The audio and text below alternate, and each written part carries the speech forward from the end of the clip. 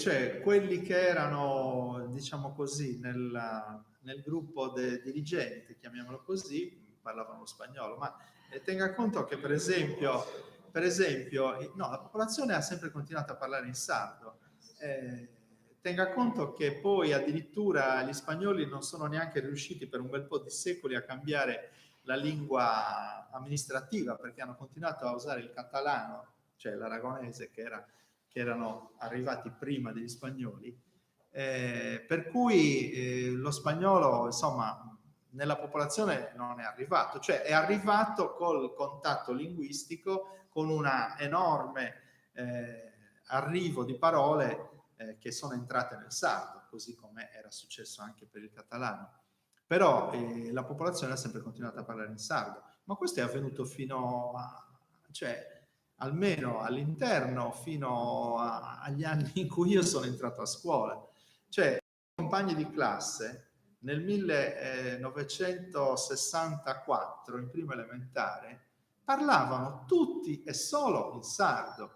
Cioè, sì, era, beh, chiaramente è logico, l'italiano è entrato chiaramente a scuola già durante il periodo fascista, certo, ma chi è che andava a scuola prima? Cioè, per esempio, durante il periodo fascista ci sono dei bellissimi libretti molto interessanti che aveva fatto un certo maestro, professor Ulargiu, che si chiamavano Messi d'oro del Campidano e Voci argentine dell'Ogudoro. Ed erano dei libretti fatti per ognuna delle classi elementari che erano scritti in sardo e che appunto servivano per cercare di avvicinare i bambini alla conoscenza dell'italiano, perché conoscevano solo ed esclusivamente il sardo. Poi è stata la scolarizzazione di massa che praticamente ha imposto l'italiano a tutti, quindi nel secondo dopoguerra. È chiaro che c'erano quelli che avevano fatto le prime classi delle elementari e quelli che avevano studiato, che logico c'erano già laureati. Mio padre del 28 è insegnante, è chiaro che l'italiano lo conosceva bene, però diciamo il popolo, soprattutto quelli che risiedevano nei paesi dell'interno, l'italiano lo conoscevano poco. Molti lo imparavano per la prima volta, lo sentivano a scuola, i bambini. Del resto Francesco Masa l'ha detto: siamo entrati a scuola intelligenti e allegri e ne siamo usciti tonti e tristi. Perché? Perché gli hanno estirpato la lingua, perché loro parlavano in sardo, gli hanno imposto una lingua straniera, perché per i ragazzi, per i bambini sardi di allora l'italiano era una lingua straniera, e gli hanno impedito di parlare la loro lingua.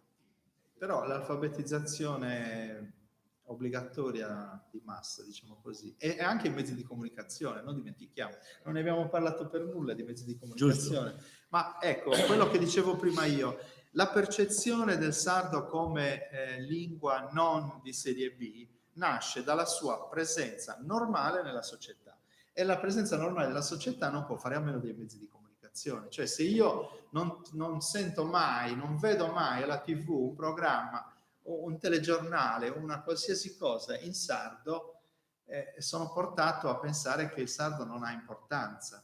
E quindi questo hanno detto, molti sostengono che la televisione in Italia ha fatto più della scuola per far imparare l'italiano.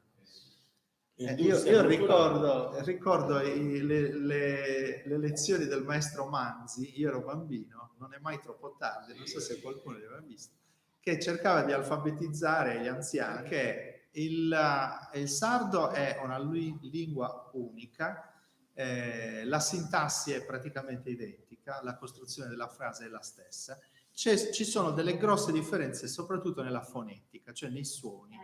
I suoni si differenziano molto, perché loro dicono crescere e noi diciamo cresci. Quindi se uno non è abituato a sentire questa differenza,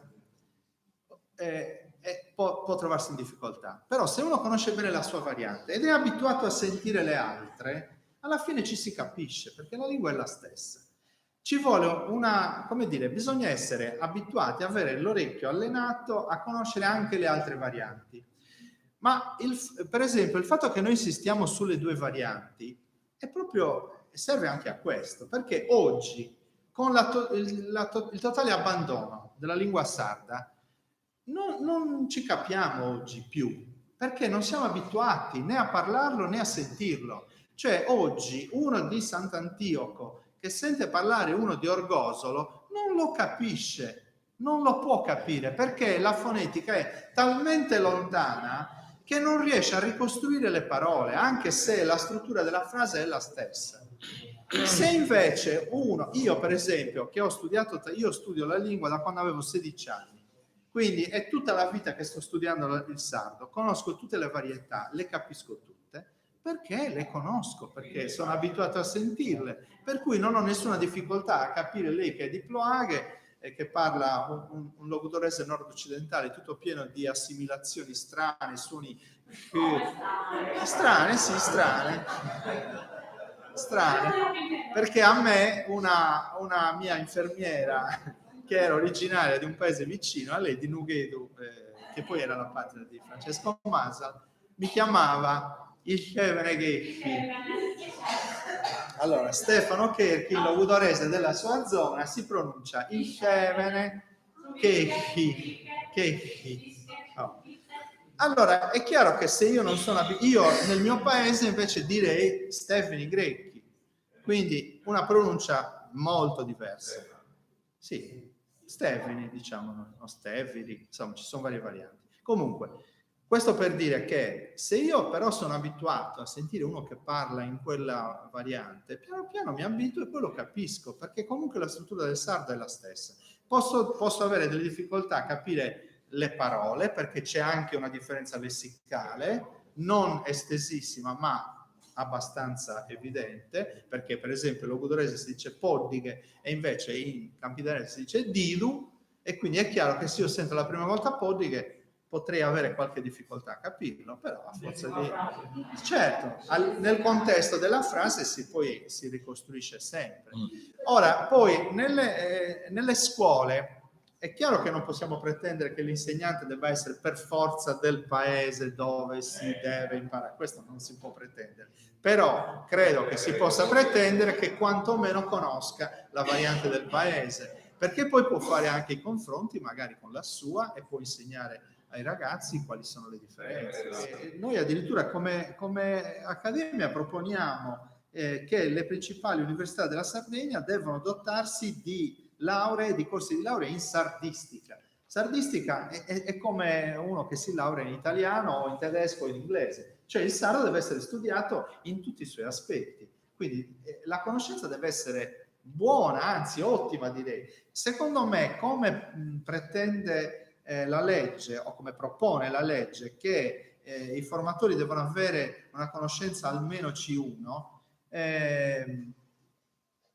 cioè secondo me potrebbe anche essere poco, cioè nel senso che C1 è come che tu stai imparando una lingua straniera che conosci abbastanza bene, riesci a leggere testi complessi, riesci anche a fare delle lezioni, però non hai una conoscenza piena della lingua come ciao madrelingua. È chiaro che oggi madrelingua sono sempre di meno, però la preparazione deve essere veramente molto forte, perché poi devono essere persone che sono in grado di insegnare la grammatica, devono insegnare cioè la struttura della lingua, la sua funzionalità, e quindi devono essere degli insegnanti di lingua sostanzialmente. E le sue varianti?